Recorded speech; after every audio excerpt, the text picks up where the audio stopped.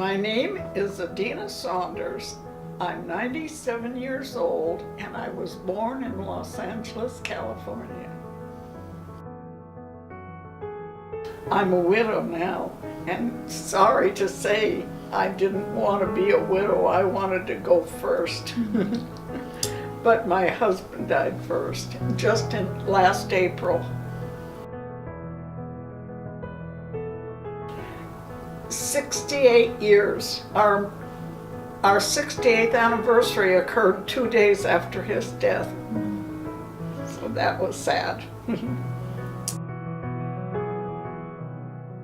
I was renting a room out of my house, and the first man that came was very suggestive, and I did not like it, so I told him it was already rented. And then the next man that came was my husband, and he was a perfect gentleman, never made any remark that I would be offended by. So I grabbed him. I told him he had the room because I didn't want that other man to come back.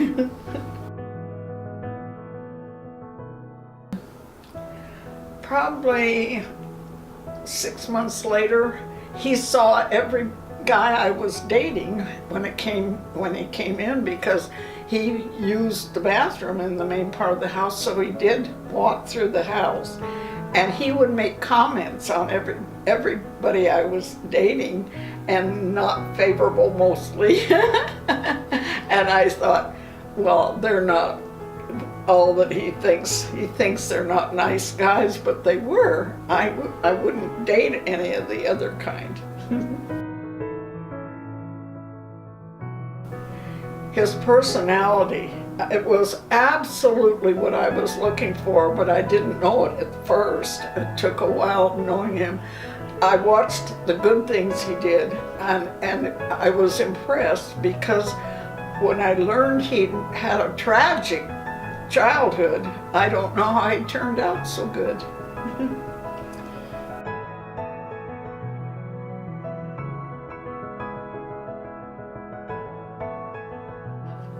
Well, we had one, but I had two before, and he adopted them, so I say we had three.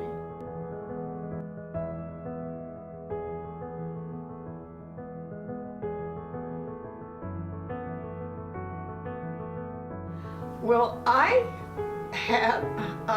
when I had boys and a girl, I got thinking about what they were going to do and what they would become. And it occurred to me that boys have to work all their life, because they're going to have a family and they have to support them. And that hit me hard, because I thought they're slaves to working because they want a family and they know they have to provide.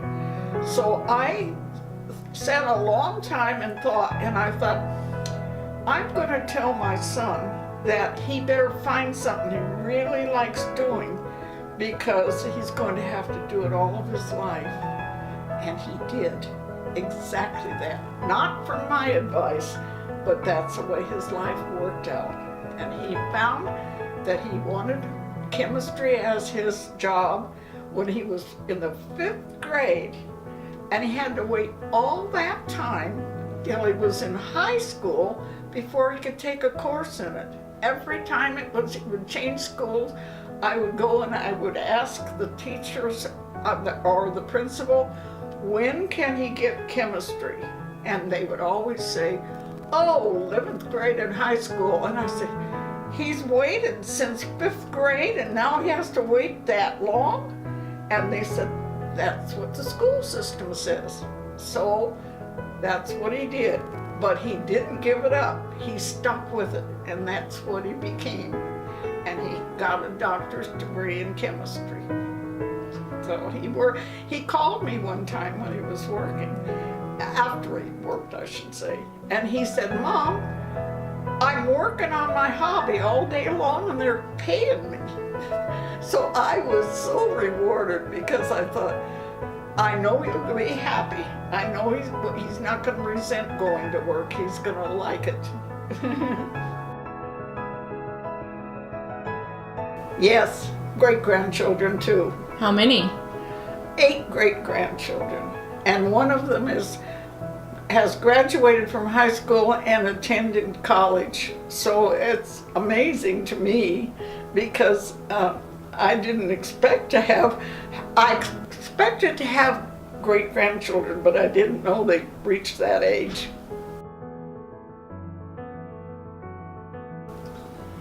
Well, I think I had a lot of tragedy, like my father dying when I was 5, and then my mother being killed on Christmas Eve by a hit-and-run driver after she'd worked so hard to keep all of us together. And as a family, my older brother and I were both married, so we were not living with her, but my younger brother was, and he died at 17 from leukemia. And that had to be the hardest thing in the world for her, after struggling all those years to raise us, to lose the baby. Yeah, I thought she was close to an angel. She really had a love of God, and she wanted us to have the same. So it was hard for her to scrape up any extra money, but she managed to pay for car fare for both of us to go to a confirmation class. It was a Lutheran church, and in Sweden that is the state religion. So when the Swedish people come here, they usually look right away for a Lutheran church. And that's how my father and my mother met. He had come to town, and the first thing he did was head for the Lutheran church, and that's where my mother was. So they married because of meeting there.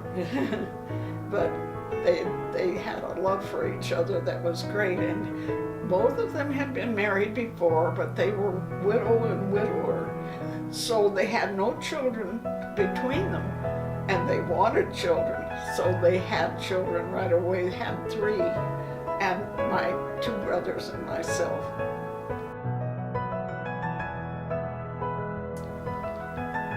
The main thing I think in any family is lots of love, and to show it and to tell it. Tell your children you love them. Give them that extra hug. And love solves every problem.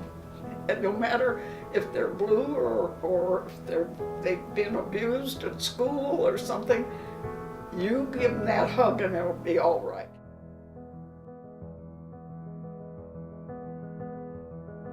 It's strange, but when because my mother was widowed, her husband's foster daughter took over as helping us, not money-wise, but she would say that she and her husband would take us to lots of things that happened. Not often, but we got to go to the beach, which we never would have been able to do. My mother did not drive, so we didn't have a car. And so they would take us 1 year camping and many times to the beach, and they didn't fill the time, but they filled a void that was in our life, and we didn't even realize it till later. So her husband was one that believed in historical things, and he wanted to go to anything that was in the papers that was worthwhile. So I don't know how old I was, because I was definitely a child, and I was awakened at midnight to go to see the Hindenburg, which was the biggest airship, and it landed at midnight, or at the time of midnight, in a field out, and I don't know exactly where, it's probably in the newspapers from that time. And I was so little that it didn't impress me. I thought, I woke up to see this great big thing, and that's all it meant to me. And later on, when I got older, they said, "You saw the Hindenburg?" And I thought, well, I guess I did. But it wasn't impressive to a child, really, as it was to the adults. Very impressive.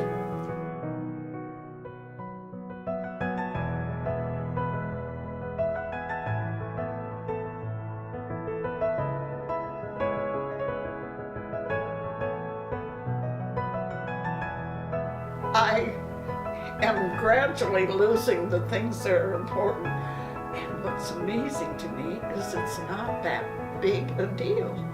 I lost my hearing, and what it meant was I had to give up 90 years of music, because when I played after that, I had written music, and I'd sit down to play what I'd written, and it was terrible. And I thought my piano must really need tuning. So I called the tuner in, and he tuned it, and I said, but it's no better than it was. And he said, I hate to tell you this, lady, but it's your ears, not the piano. So that was the end of my music after 90 years. Yeah, it was hard to take. But when you know you're old, you know you're living beyond norm. And so you're going to accept those bad things and say, okay, what can I do to fill the hole? So I started painting. I had drawn ever since I was little, not with any lessons or anything, just sketches.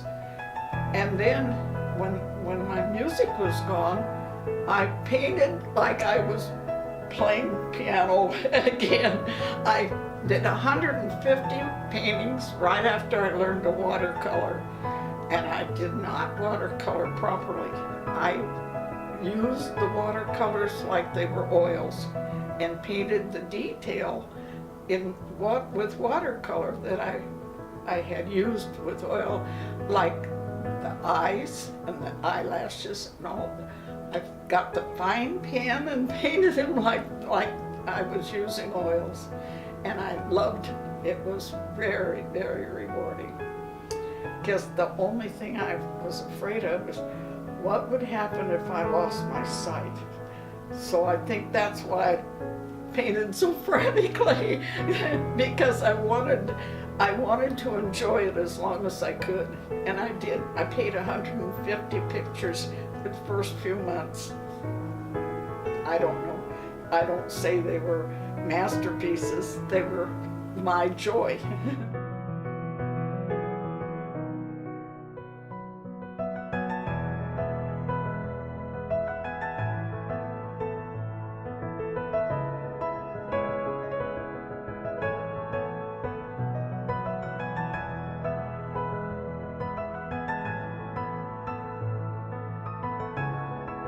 The thing that makes me sad is that morality has really changed. As a child, I think you always had respect for your parents. I guess I didn't know anybody that didn't feel that way. And then all of a sudden I see the kids sassing them, and the kids denying them, and the kids cursing.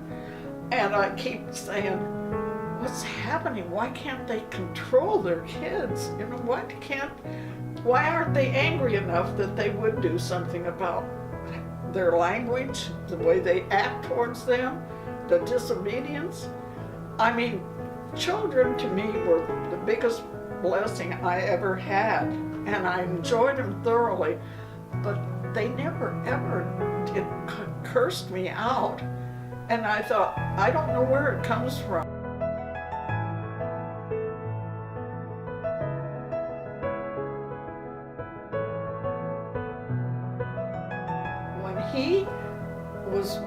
When we decided that we were right for each other, he had already won the hearts of my children by things he had done. But after that, they were his. In his mind, they were his, and he treated them that way. Then we had a child ourselves afterwards, and I was wondering how that would affect his feeling for my children, for his child, and he showed no difference. I think that impressed me so much. He had just as much love for the other two as they did for his own. So they were his own in his heart and his mind and his actions. He went without getting glasses when he needed them because he said it was Christmas and those kids are going to have bikes, because he longed for that all his life. He was tossed from foster home to foster home all of his life. I felt my job was to show him that all people weren't as mean as he had run into in his life. And I think I made it, and that makes me very happy.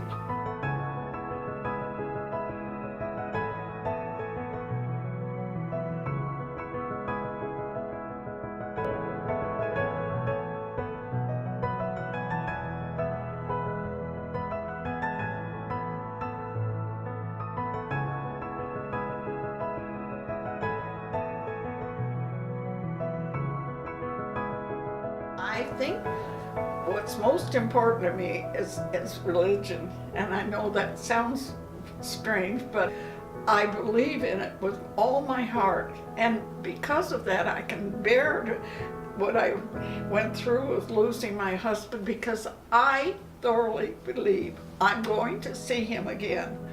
The Bible says it, and I have utmost respect for the Bible as the only solid truth we have on this earth. That's what I believe.